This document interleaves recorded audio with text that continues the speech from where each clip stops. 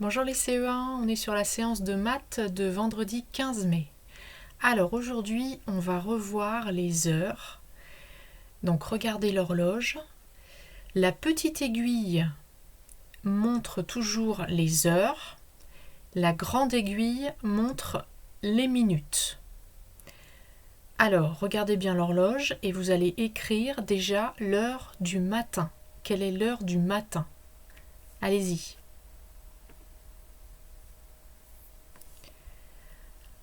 Alors, l'heure du matin, je regarde la petite aiguille, elle est dirigée vers le 4. La grande aiguille dirigée vers le 12, donc il est 4 heures. Et je vais l'écrire comme ça. Il est 4 heures. Ça, ce sont les minutes, donc 4 heures pile. Maintenant, on va écrire l'heure du soir. Donc on va reprendre cette horloge. Vous rappelez, pour trouver l'heure du soir, il faut prendre l'heure du matin et vous rajoutez 12 heures. Donc vous prenez l'heure du matin et vous rajoutez 12 heures.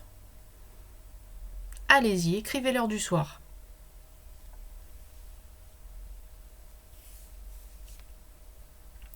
L'heure du soir, c'est donc 16 heures. J'ai pris 4 et j'ai rajouté 12. Donc quand on a cette horloge-là, on peut penser qu'il est 4 heures du matin ou on peut penser qu'il est 16 heures. Deuxième exemple. Alors maintenant, vous écrivez l'heure du matin et ensuite l'heure du soir. Allez-y.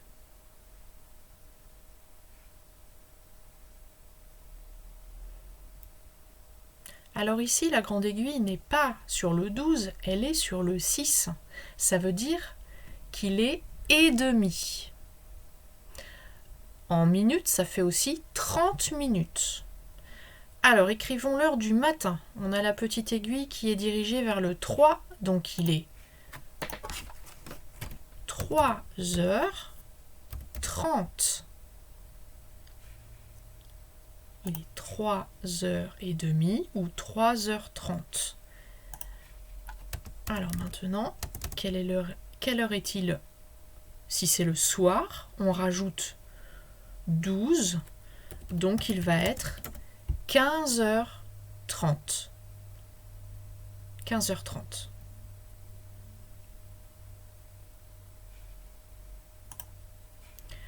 Ok, dernier exemple. Quelle heure est-il? Vous écrivez l'heure du matin et ensuite l'heure du soir. Allez-y.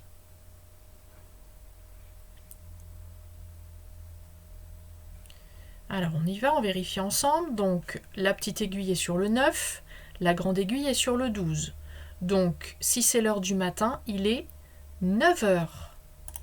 On va l'écrire comme ça. 9 heures.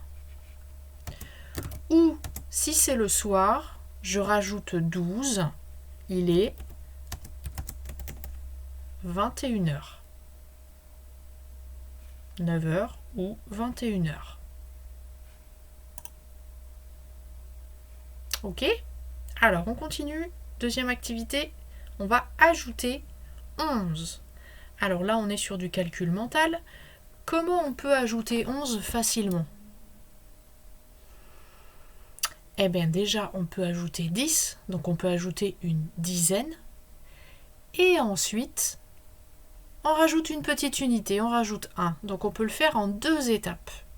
On peut déjà rajouter 10 et ensuite on rajoute 1. Alors vous êtes prêts? Vous allez faire 23 plus 11. Vous écrivez le résultat. 23 plus 11.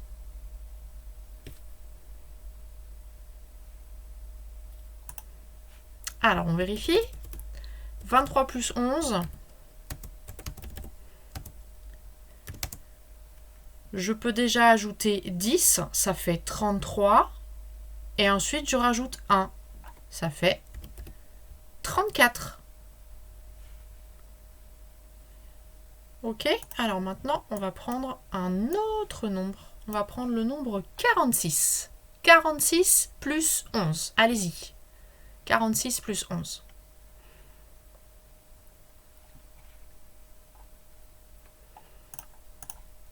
Alors, je prends 46. J'ajoute 11. J'ajoute déjà une dizaine. Donc, ça fait 56. Et une unité. Ça fait 57. OK? Dernier exemple. 89. 89 plus 11. 89 plus 11.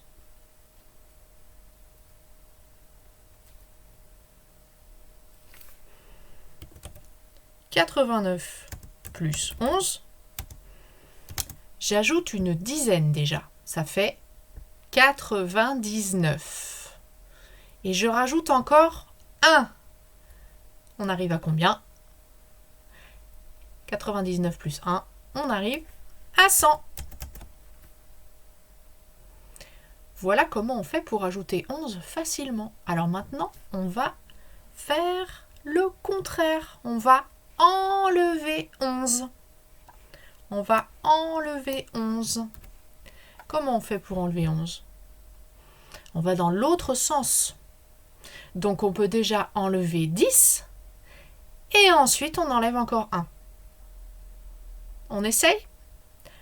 Alors on va prendre 46.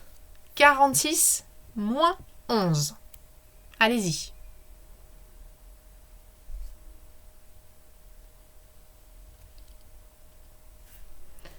Alors 46 moins 11. J'enlève une dizaine, donc il me reste 36. Et j'enlève encore une unité. Ça fait 35. Deuxième exemple. On va prendre 89. 89 moins 11. Allez-y. 89 moins 11.